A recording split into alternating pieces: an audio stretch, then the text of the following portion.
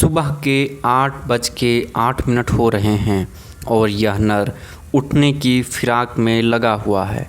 हालांकि इसका ये प्रयास सफल होता है और लगातार कंबल को हटाने के बाद यह आखिरी बार कंबल को हटाता है और हटाते ही यह उठकर नित्य क्रिया के लिए चला जाता है।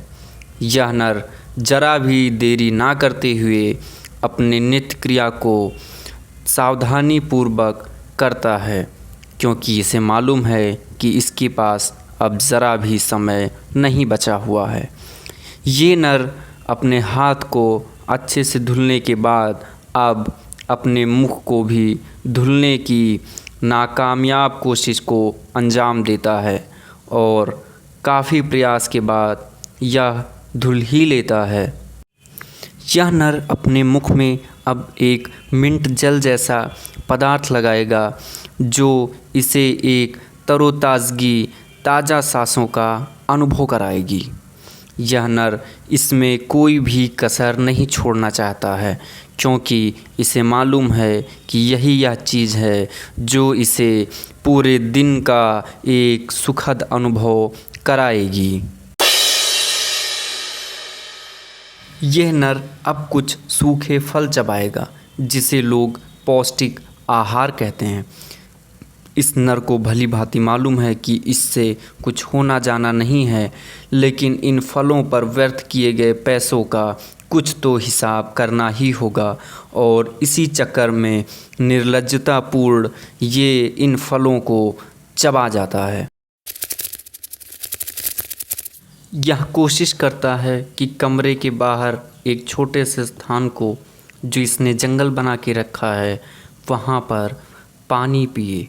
हालांकि यहाँ पर पानी पीना खतरों से खाली नहीं, क्योंकि इसके बाद यह घनघोर तरोताज़ा महसूस करेंगे, जो कि इस कॉलेज गोइंग जीव के लिए खतरनाक साबित हो सकता है। यह नर अभी भी अपने हरकतों से बाज नहीं आ रहा और इसका खामियाजा इसे भुगतना ही पड़ेगा। यही नहीं, यह नर अब कुछ और भी चरने की तलाश में है। इस नर के पास टिफ़िन में पोहा आया है और दबा के पोहा खाने के बाद एक चीज़ शेष रह गया है, वह है एक पेय पदार्थ जिसे हर जीव जंतु चाय कहते हैं। इस नर को चाय की इतनी जल्दी थी कि इसने वीडियो बनाने से पहले ही उसे पी लिया था।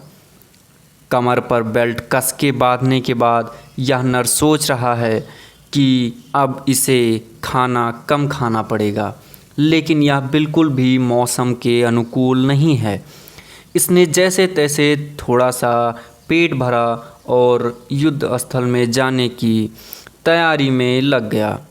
इसने रोटी, दाल और चावल खाया, जो कि इसकी सेहत के लिए बिल्कुल भी सही नहीं है और इसे इसका परिणाम अवश्य चुकाना पड़ेगा। युद्ध के सारे साजो सामान को रखने के बाद यह अब युद्ध में जाने के लिए पूर्णतः तैयार हो चुका है और अब यह अपने रवानगी में ज़रा भी देर नहीं करना चाहता है।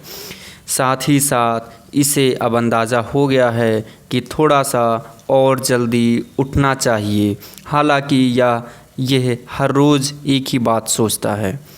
युद्ध स्थल में जाते समय इसके जैसे अन्य प्राणी भी मिल गए और यह अब अपने युद्ध कौशल की रणनीति पर चर्चाएं करते हुए अपने युद्ध क्षेत्र में आगे बढ़ रहे हैं।